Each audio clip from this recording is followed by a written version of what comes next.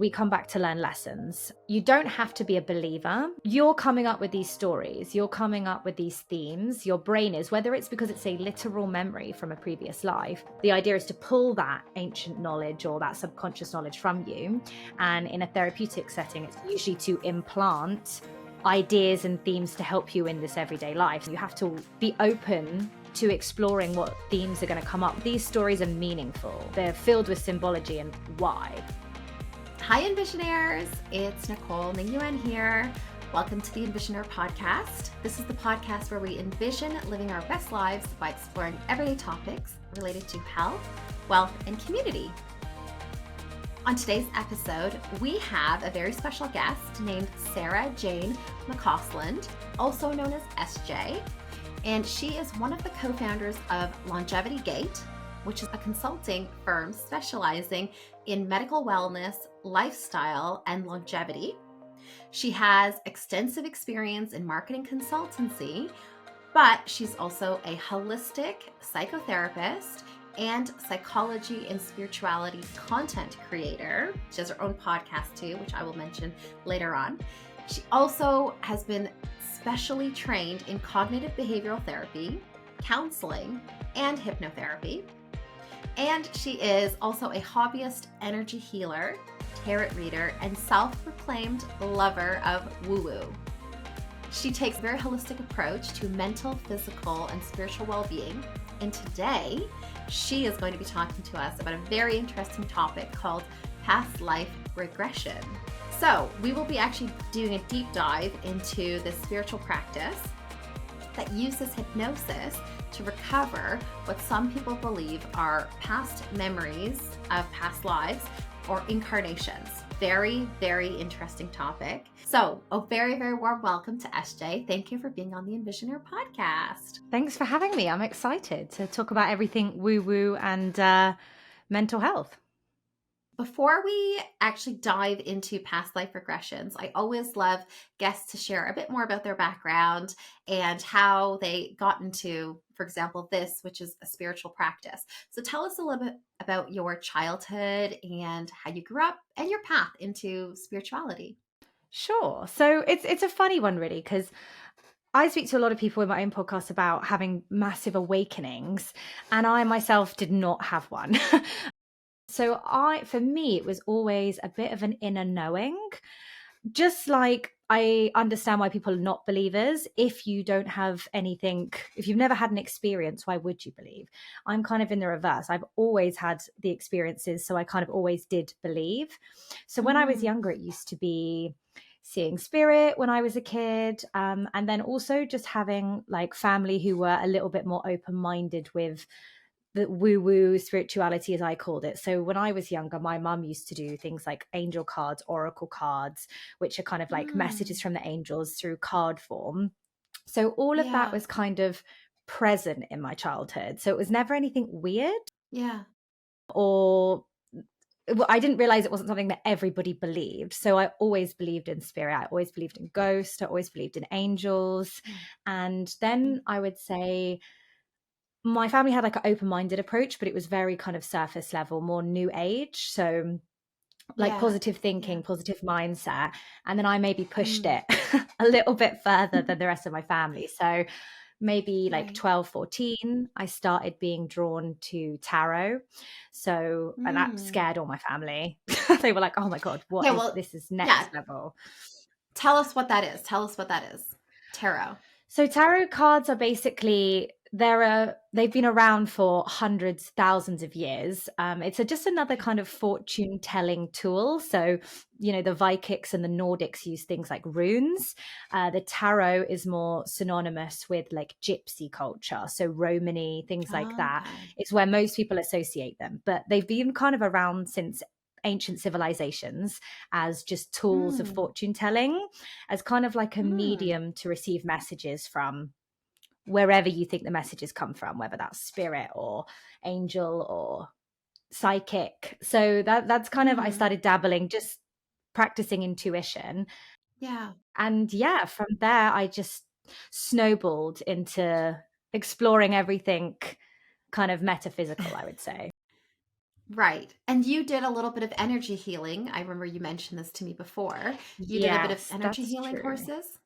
Do you know it's quite funny about the energy healing courses? I had been to, again, this is where my mum was actually already knew that world a little bit better than I had when I was younger. And she did a lot of energy healing and she found that it really helped her balance herself. And it's basically just the principle that you store, your whole body has basically a natural energy flow. And so when you Mm, have negative experiences and events, your body energy can basically get out of balance.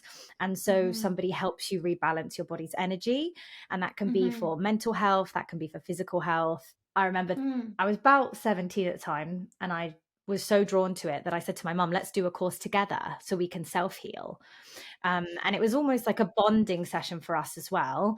And we went and we literally just like ended up crying for 3 days and learning all about energy healing. And then I've basically been practicing as a hobbyist for 10 years plus. And I'm also a practitioner. So I have like practitioner level, but Mm-hmm. I do it more for friends and family still. Yeah, yeah, So yeah. yeah, it's kind of just another little string to the bow. I love it. That's amazing. And then how did you, sorry, okay, I actually want to ask of like my own personal question on this.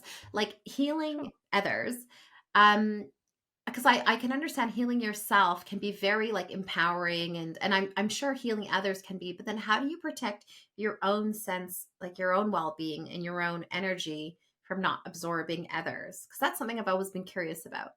Yeah, it is a hard one actually. I think there are things you can do to protect your energy and everyone can do it Mm, regardless of whether they are um being healing in an official capacity or not, because a lot of the times people will feel drained by sometimes mm-hmm. friends and family who we love dearly and they're not even meaning to, but they are literally taking your energy from you and all you're trying to be is like a listener, a bystander. So everyone can benefit from some grounding. And just the best Mm, way to do it is literally the way I do it anyway, is just to imagine like a very solid white light, impenetrable white mm, light surrounding mm. me. And it's kind of just an intention to create an energetic barrier from you and Yeah. people around you. So you can still turn up and show up, but you're Hmm. literally not giving away your life force, which happens Wow. inadvertently. Yeah. Yeah, yeah, especially if you're an empath. Definitely. And even when you're on the train and things like that, I used to get I Mm. hate big crowds and I still don't really like them, but I used to really hate them. And now if I'm going into big groups of people, I'll just be like, right, let's like shield up. And I just like Energy unconsciously light. do that now. Love it. Literally. Just to Yeah. protect. 100%. No, because I think like I'm a very empathetic person and I notice that when I'm like listening to a person I care about, their loved one, Mhm. or even just random strangers, but more the people who I care about a lot, I feel like Yeah. if they're upset or angry, it's very hard not to just like empathize and then have Mhm. that sort of like absorb it. And I'm always like, ah, so I'm like, nah. So I just try to Yeah. avoid. I'm like, not today, not today. No, but Not now. happening today. But maybe Yeah, you the should get that idea. barrier. Okay, that was a digression, and thank you for that because I've always been curious, and I No worries. appreciate that you sharing that. No problem. But yeah, so getting back, so then how did you get into past life regressions? How did you get into that aspect, that spiritual practice? Sure. So I kind of was just so drawn to, and I don't even know looking back whether I was drawn to the spiritual side of things from a psychological perspective where I was trying to find meaning and understanding of the world, or I was just genuinely curious in like things I didn't understand. But either way, I was very drawn just to everything I didn't know. So that Hmm. is what eventually ended up leading me to psychology and like mental health. But as a starting point, it was wanting to understand the signs that I would see, like from spirit and things like that. So I just started doing meditations on YouTube, literally just like how to Zen, how to hear your inner voice, how to connect. And it kind of spiraled from there where I did meditations of like how to meet your spirit guides. And I didn't know Mm. anything about that type of thing, but I just wanted to see what happened when I tried the meditation. Hmm. And then during that journey, I found like I literally just came across videos how to remember past lives. And I have always Mm. believed in reincarnation. And again, it was never like a awakening. It was just like yeah, like that makes sense to me, that I've lived here Hmm. before and that I'll come back again, and Yeah. we all have like lessons, and this is not the final ending. And because I see spirit, it's like, well, I know they're there, so Yeah. something afterwards for sure. Hmm. So yeah, and then I basically just found it through YouTube, Right. and I did one, and I did a self-guided Oh, that was your first experience. first experience. Wow. Wow. And is that, and so how, okay, well, sorry, wait, let me get back. You said one thing, you said it twice actually, and I want to know what that means to you. Yeah. You said that you see spirit. What does that mean exactly to Mm. someone? Because I don't, I Like, think I know what it means. yeah, Yeah. so like spirit, like I said, it kind of means something different to everybody. So some people like literally Mm, see what they consider ghost spirit, but for me, it's more like feeling the presence of spirit. So the like yeah. support, the guidance, and like whether that's angelic or ancestors, I can't pinpoint. Mm, But I have always mm, felt that sense of like, I've got a support team in spirit, not on this plane, not physical people, but mm-hmm, things supporting and guiding me. And I was drawn to kind of like try to put a name to a face, if that, a face to a name, whatever way, because there's neither. But that's what I was drawn to exploring, like who and what is this presence that I feel that guides me on a mm-hmm. day-to-day Mm, basis, like that drives right. me and my family, you know? So Yeah, I that's what love I was that. drawn to. Very cool. And so, okay, so when you did the past life regressions, then what was it, the self-guided one? Did you experience something that was quite profound at the time, or was it just a dabbling? Yeah. Do you know what? It was supposed to be just a dabbling. And then I found it genuinely quite profound, which was Mm, surprising because I'd done the other meditations before, and it was just an exploration of like, what's coming through when I close my mind and ask myself questions. And so the YouTube video was literally, I think it was only half an hour, 40 minutes long, because there were ones that were 2 hours. And I was like, I have not got the patience for that. We need to get into the subconscious and get me back out because I've not got 2 hours to spare. So it was 30 minutes, and it's basically just a guided talk where they, you know, put you deeper into hypnosis, which is kind of relaxing exercises basically. So down deep staircases and through doorways and muscle relaxing, things like that. And then mm, they asked me to look at basically a series of doors. Like you come to the end of a corridor and you see a series of doors. These are your past lives. Now, they said if you see anything distinct about a door, maybe mhm. go to a door you're drawn to, because we want to find a past life that has lessons for you to learn in this life. We don't just want to go back and look for the sake of it because you've got loads of them. So let's pinpoint a couple that'll be useful. And then I Mhm. went through the door and I basically found myself in a forest. And it's a very weird experience because you have your conscious mind that's there Mhm. and active, asking questions and experiencing it in real time. So I could see the forest and I was thinking, okay, where am I? Yeah. What's going on? And then the Yeah. answers come from a subconscious part of your mind. And it's really weird feeling because you're like, I'm answering my own questions, but I don't understand where that knowledge is coming from. So Wow. in the meditation, I saw like this little dog, and my conscious mind asked, is that my dog? And then my subconscious mind went, no, that's Jacques' dog. Who is Jacques? I What? don't know. Why was I with his dog? Wow. I don't know. And but that was the answer that came instantly from Wow. somewhere within me. So I was sort of like, it's a weird Wow. experience because Yeah. where's the knowledge coming from? And so that's what I basically, because it was a self-led exercise, that's what was happening. And and then the sort of audio says, take yourself to a significant moment in that lifetime. Yeah. And Yeah. I was basically in a significant moment. I was about 8. Basically, I had a little brother, and our mother was like very sick, and basically all of us Oh. died of like plague. So it wasn't a very exciting life. No. No. But you get drawn to that, and then the voice kind of asks you like, why do you think you were drawn to this lifetime? What lessons do you think we're here to learn for Yeah. you? Right. For me, I felt like it was a lesson in like valuing lifetime, because I've had lives before where I didn't really get to live. And so like to acknowledge the privilege of this Yeah. lifetime. And it was also just a case of understanding like a sense of duty as well. So Mm. yeah, it was a very short lifetime as well. Like it was a very short experience and it was quite Yeah. intense. So that was my first. Wow. I mean, fascinating. So fascinating. And then were you like, I love this. I need to explore this even more? Or were you almost like, was it possibly a little bit like scary? And you were like, oh, I don't really know about that anymore. Like, how did you feel after? Yeah, it was a weird, it was actually, it was like, it's profound because it made me think I obviously have inner knowledge I didn't know about, because where were the Hmm. answers coming from? And that the Yeah. duality of that really weirded me out for ages, because I was like, what else is inside that I don't know the answers to? Yeah. And it was also sad. It was quite sad. And I thought, but in a way, I liked that it was kind of boring in a sense, because I Mm. thought to myself, if I go back and I'm Cleopatra, yeah, I mean, Yes. what are the chances that like I'm Julius Caesar? So I sort of like the fact that it was like some of your lifetimes are probably going to be Yeah. Yeah. Yeah. short Yeah. and Right. Right. not Right. very exciting. So I sort of Amazing. liked it as an intro. Yeah. Okay, well, okay, so we've obviously started talking about it, but for the listeners who still are like, what is past life regression? What can we talk a little bit about that? And then we can dive back again into your, because I do want to hear more about your personal experiences in it. So can you just tell us a bit about Mm. past life regression? Sure, sure. So it basically it stems on the belief that in reincarnation, so that we live multiple lifetimes.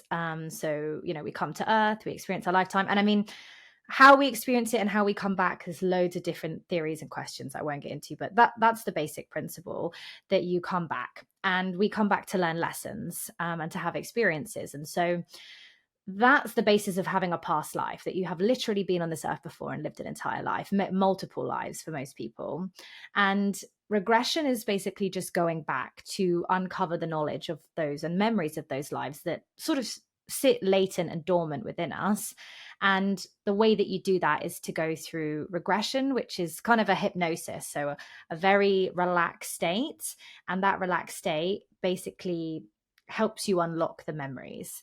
Mm, Now, you don't have to be a believer in past lives or even reincarnation to do past life regression and to kind of feel some benefit from it, okay. because you're coming up with these stories, you're coming up with these themes, your brain is, whether it's because it's a literal memory from a previous life, or it's a way you feel about yourself or a version of yourself you want to explore, or themes that you feel have happened. These stories are meaningful, they're filled with symbology and why. So Mm, that's why it's like I was drawn to it, not just because I thought, oh, I've definitely lived before, but I also wanted to see like what would my mind come up with if it wasn't yeah. real, if it wasn't a memory. Yeah. Why would I have these like stories? So that was Yeah. the exploration element. Mm, that's so fascinating. And because there's this element I've also heard of hypnosis that you can go through. Is that the meditation aspect, or is there another element which is also kind of that getting into a different state where you're essentially hypnotized, basically, or Yeah. Do you know what? It's funnily enough, it's actually a bit like of a contentious, like, what is hypnosis? Because some people mm, are, back in the day, it used to be a belief that it was a proper trance, like you were put into an altered state. And mm-hmm, now, in like a more clinical mental health setting, because it's a therapeutic tool as well as a kind of tool of discovery, it's more mm-hmm, considered a state of suggestibility. So it's just deep, deep, deep relaxation. And when you're in mm, that deep, relaxed state where you're closed off from external stimulus, because you're so relaxed and you're so in meditation, that you're able mm-hmm, to either pull knowledge from your subconscious, or you're able mm-hmm, to plant ideas into your subconscious. So mm, this is mm-hmm, where it's kind of used for past life regression, is to, the idea is to pull that ancient knowledge or that subconscious knowledge from you. And in a yeah, therapeutic setting, it's usually to implant ideas and themes to help you in this everyday life. So like you can use it for public speaking to improve your confidence, you can use it for habits to reverse mm-hmm, them, you can use it for mm-hmm, anxiety to rehearse not being anxious in scenarios. So hypnosis has like a yeah. dual aspect. Yeah. Yeah, yeah, yeah, absolutely. And so you mentioned this idea of doing it like as a self-guided way. Are there other ways that people can do past life regression?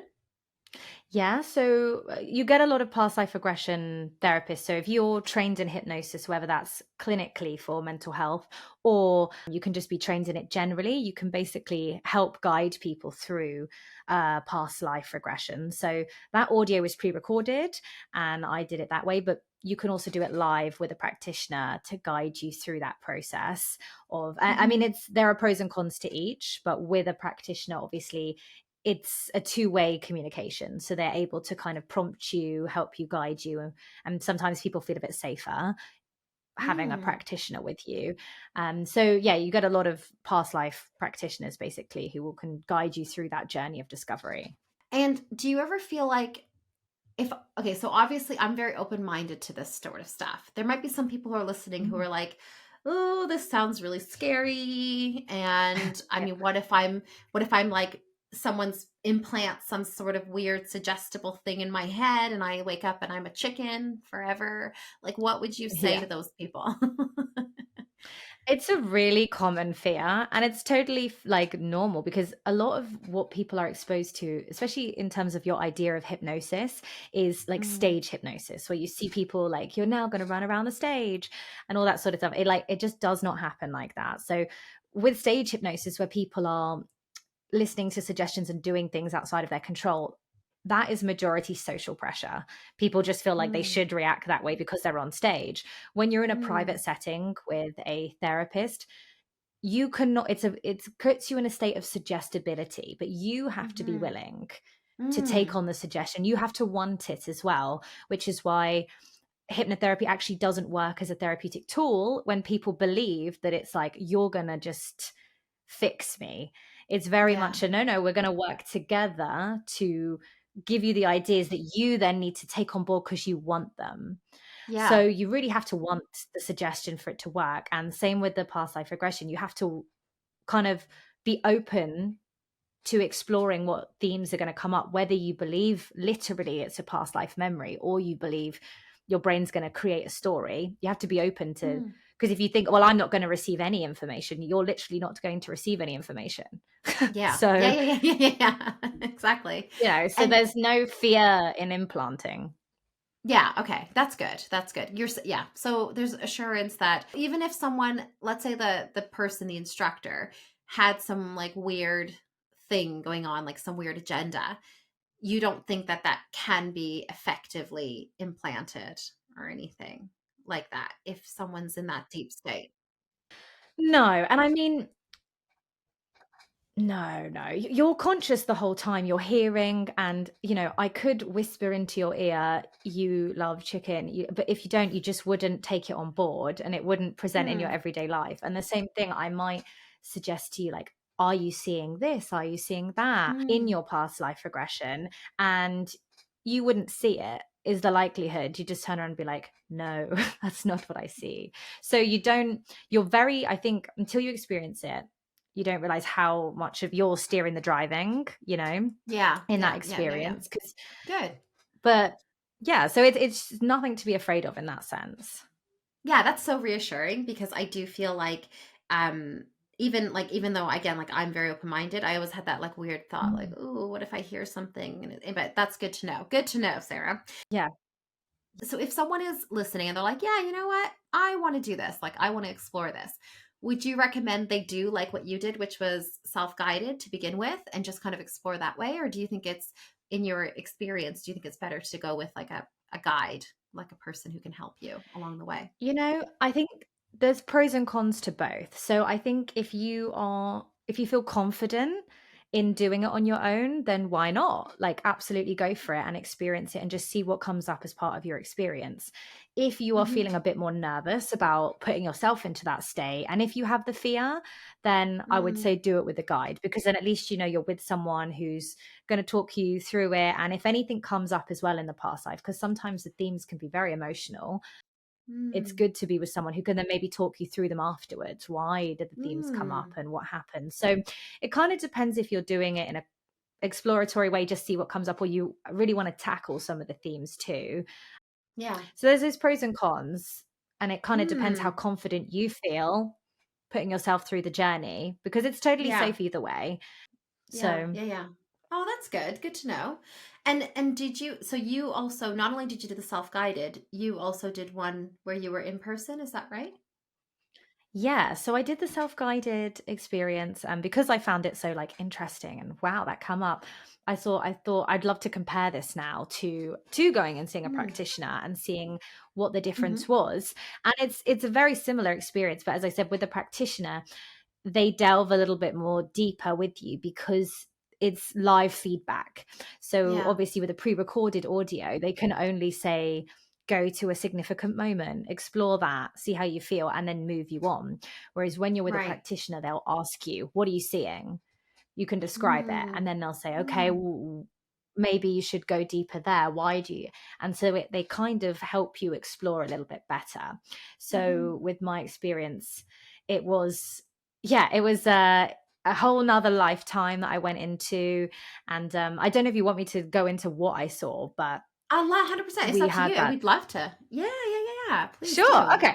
Well, I just, Yeah. don't want to bore you with all my past lives. No, No. Love it. it was, yeah, it was very interesting because obviously he's the guy who basically delivered it. He was just a local, and I literally just Googled past life regression near me and found him and just went one Love it. day. Amazing. Just why not? Yeah, It's yeah, just like, yeah, what are you doing yeah. this Saturday? Past life regression. Love So I went, it. and why not? It was, he'd obviously done a lot of people before, and his advice to me was, when again I came to that same corridor where I saw the doors which basically represented previous lives, and I had quite a lot of them. He was like, as soon as you're actually drawn to doors, also check doors that you are not drawn to, like anything that shows you that Mm. maybe we don't want to delve in there right now, or you're not ready.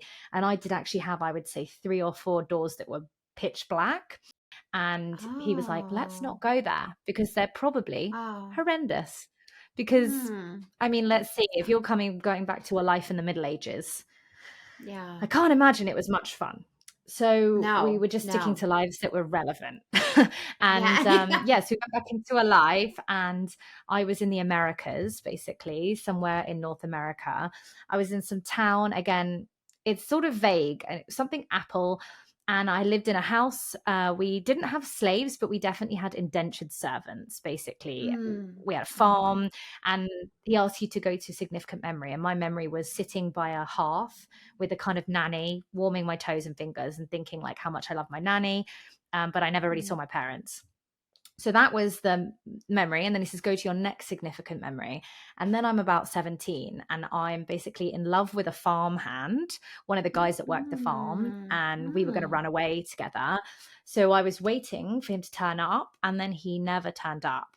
And I never knew what Oh, happened to him. So, like, he didn't turn up to the farm the next day. No one knew what had happened to him. I didn't know if he'd died, if he'd run away. I literally had no clue. And then it was kind of like the heartbreak. And then the practitioner said, okay, now go to your next significant moment. And my next significant moment was literally being like 45. So the life jump was huge. And the mm. town had dried up, and I lived on the house on my own. And I basically committed suicide in that lifetime. So I saw Oh, yikes. myself drink from a kind of old fashioned bottle, and then I saw my body, literally like saw myself leave the body, and then I could see myself sort of slumped in this chair. Yeah, it was weird because that was a unique experience as well, to actually be see your sort of soul leave your body and then be looking down at your body in that lifetime was Wow. very, Ooh, I got yeah, chills. it was an experience. And I didn't know that you could even have like be an in between in Yeah, your yeah, yeah, yeah. memory. Wow. And so Wow. I spoke with him about it afterwards, and I said, it's quite weird that I saw myself leave my body. Like, do you ever, is that common? And he said, yes, actually, people have memories of also being in between, being like spirit. So he told Wow. me a story about how he had a lady that came, and she committed suicide in her life. And then she remembered being a spirit watching her husband dealing with the grief of her going. And that actually Wow. came through as her memory, not even her life, but the period of watching. Wow. So it's very, yeah, I mean, Ooh, wow. Wait, and then what happens? Like then at some point she decides she's ready to go on to the next iteration. Is that right? well, so in her story, she then watched her husband commit suicide as a result of the grief of her passing. And it Oh. was at that point that they went basically onto the afterlife together, and that's where her memory Mm. stopped of that lifetime. So, and then Wow. again, it's an exploration.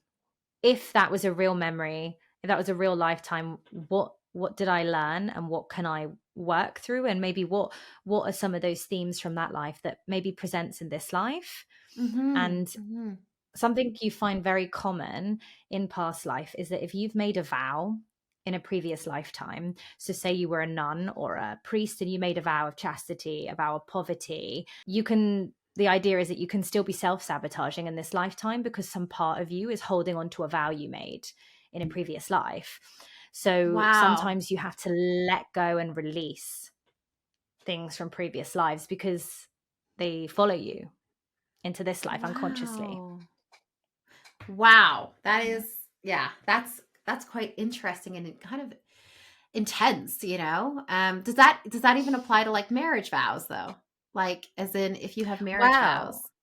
Mm. This can do. So this is where not everybody, I mean, it depends if you believe or not. And I'm not like a Mm. staunch, like 100% I believe that that's the Mm. truth, but that's the idea anyway. Yeah. And so, yeah, being in love with people from a previous life could maybe hold you back from finding love in this life. And so sometimes people go back and they can make peace with that. Like, whilst I had a Right. deep in love, like maybe in this lifetime I have a different, like, I don't need to hold out, I don't need to wait anymore.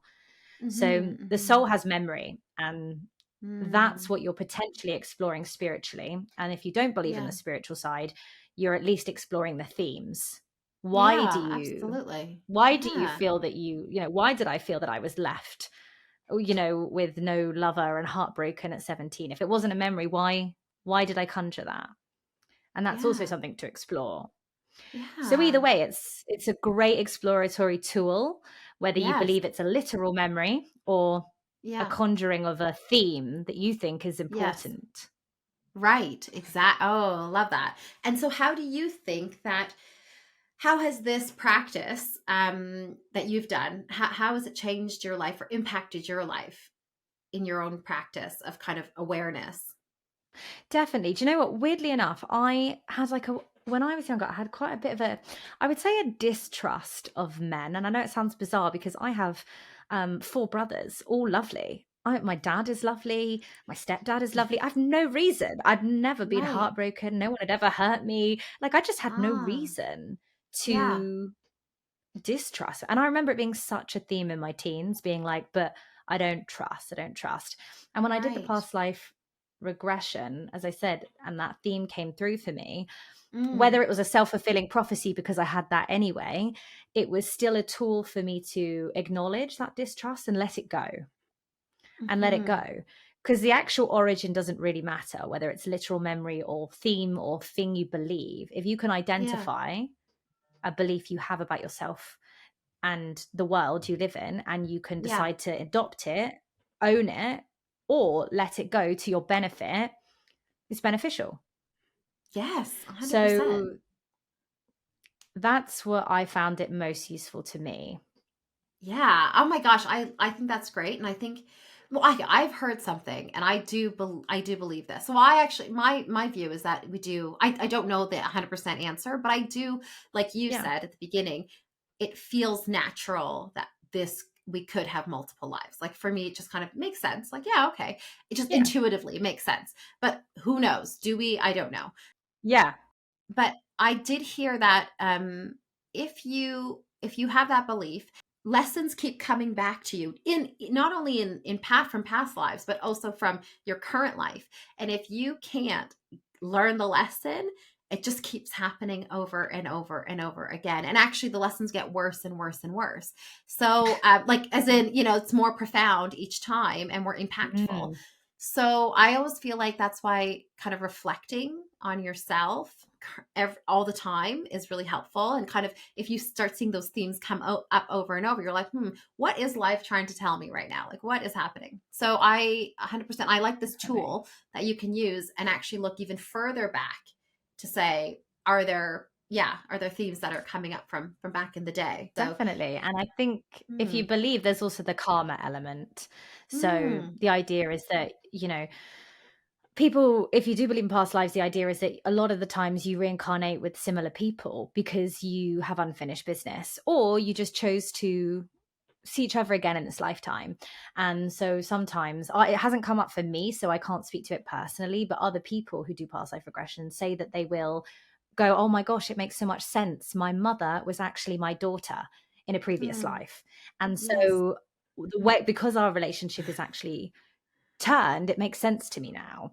So Yeah. sometimes it helps understand relationship dynamics as well, and dealing with karma. So maybe you don't have a great relationship with somebody in this lifetime, and the idea is that you need to make peace, and you're going to keep exploring this until you find a way to make peace with people in this lifetime. Right. So regardless of what comes up for you, you can use it. Yeah.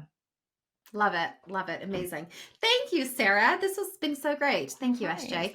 Now we're wrapping up now, but we're on to the Envisionaire questionnaire segment of the podcast. And this is Okay. a fun feature that we ask every guest. And we ask guests actually to reflect on their past, present, and future. So if you wouldn't mind answering some of these questions, I think it'd be very insightful. Sure. Yeah. Okay. So if Yeah, let's looking go for towards it. your past, amazing, amazing. Okay. So looking towards your past, if you could give your 15-year-old self any advice, what would you give her and why? Oh my gosh. That's a hard one. I think, funnily enough, it comes back to that. Like, I would just show her who I am now, and I would be like, Hmm. look, this is what you become. All the things you fear you won't be, you will become because you fear them. And I often Hmm. find that what like blocks the path becomes the path. The things that block you and scare you become the things that you embody the most, because it's what scares you and what blocks you. So I think I would just remind her, like, all those things, they are just stepping stones to becoming. Oh, love that. That's so nice. I'm sure she'd be so excited if she met you Should be happy. now. She'd be like, yay. Yeah. Yeah. Amazing. And like you can do a lot of inner child healing like that as well, just going back and Yes. showing yourself who you are now, and it's very healing. Oh, yeah, and also like sometimes I feel I've done a little bit of that just this past year, and just like even giving your younger self a nice big hug is Mhm. so nourishing. Like just like you're gonna be okay. Yeah. Yeah, yeah, love that. Okay, reflecting on the present, if you can get any advice from anyone in the world, who would it be and why? Okay, super random, but I would love to have some advice from Steve Bartlett. You know, the Diary of Oh a yes, CEO yes, yes, yeah, guy? yeah, yeah, yeah, yeah, yeah, yeah. Yeah, I would just like, he has spoken to so many unbelievable people in across various fields, and I'd love to kind of just say to him, like, what do you take away from it? What's your main points? Because I really Yeah. resonate with him as a person. So Yes. yeah, I think I'd just be like, give me all that knowledge, but in a snapshot. Like, let's be efficient. Take your hours of interviews and experience and just like break it down for me. Top two, Yeah, top yeah, three. yeah. Yeah. Totally. Oh, he'd love that. I'm sure he'd love to have a sit down with you. He's also, I think he's quite similar. He's very multifaceted. I don't think he allows, from what I know of him, he doesn't seem to like stay in one lane. Like I think he is very open to Yeah. exploring different things. And you and I have spoken that before. Like we like being able to explore different lanes and different paths. And I think he does that really well. And so, yeah, very cool. Very cool. All right, Definitely a very Stephen conscious Bartlett. observer. Yeah. All You right, heard it Stephen. here. Yeah, if you want to reach out, We're please do. waiting. Yeah, yeah, yeah. Come meet us at Eden's little bakery Friday Yeah, mornings. literally. Coffee catch-ups. See you there. Okay, so looking towards the future, what is one Mhm. goal that you would like to achieve in the next 5 years? Oh, oh. You know, it's a hard one because I don't actually like setting material goals. Mm, So, because the human brain actually doesn't know what's going to make it happy. We like studies tell us this, that we don't know what will make us happy. We only know from our past experiences. So, I don't know what's going to make me happy in 5 years. So, my goal is to be happy, to be abundant, to be in love, like with the world, and then let the material goal work itself out yeah, from there. amazing. So It's not very specific, but that's, I don't know. So I But wouldn't I want to lock actually think myself that into is a very goal no, that but I might think not make that's me very happy. specific. No, I totally get Hmm. that. And I think, no, because I actually heard like happiness, abundance, and in whatever material way that manifests, basically. That's what I heard, which is a Exactly. great goal. That's the goal. Yeah. Yeah. Yeah. Follow the feeling and Mm, let the material world sort itself out. So that's the goal, to be in a place of joy and happiness and contentment, whatever that looks like for me love in it. 5 years. Perfect. Amazing. Thank you. Well, I think that's the end of this recording. So I just want to say thank you so much, SJ, for being part of the Envisioner podcast. I think the listeners are intrigued. I'm sure they are now gonna, some definitely are going to pursue this. I'm actually gonna look into this because I'm very curious based on what you Yeah. shared, your stories. Yeah. So thank you for that Yeah. No worries. enlightening us with that. And I just obviously wanted to share. So SJ has her own podcast, which is called My Yeah. Sacred Story. And it's amazing. And it's so interesting because she invites guests to come on and share their stories about their own sacred, let's say, stories or experiences of spiritual awakening moments in their lives. And it is so fascinating. It's very gripping. And yeah, so Sarah, if you want to just tell us a little bit about that and also how people can connect with you to learn more about what you're doing, your endeavors, and yeah, just connect with you. Sure. Thank you so much for having me as well. I just wanted to say. And yeah, My Sacred Story is basically a podcast that just spotlights everyday real life people and their amazing divine stories in whatever capacity that looks like. Sometimes it's very extraordinary, near death experiences, and other times it's deep inner explorations that are very profound. So it's just a kind of a spotlight into everything's spiritual journey for people and all the different facets of what that looks like to different people. And then if anybody wants to connect with me, I'm on Instagram, Soul Sarah Jane, and feel free to reach out and ask any questions. I can send recommendations for self-guided past life regression if anybody wants to explore it. Oh, yes, please. Okay, well, if you actually do want to send anything you recommend, I'll add it into the Yeah. show notes. I'll also add in your podcast link and Yeah. then also your Instagram link, your handle. So Perfect. thank you Yeah. so much again, Sarah, for being part of the Envisioneer podcast, part of the fam now. And yeah, Yeah. I'm really, really excited to get this one out and for the Envisioneers to listen to it. So thank you again for your time. Thanks so much for having me. It's been a pleasure. Lots of love. If you want to see more videos like this, make sure you hit subscribe and check out this video here.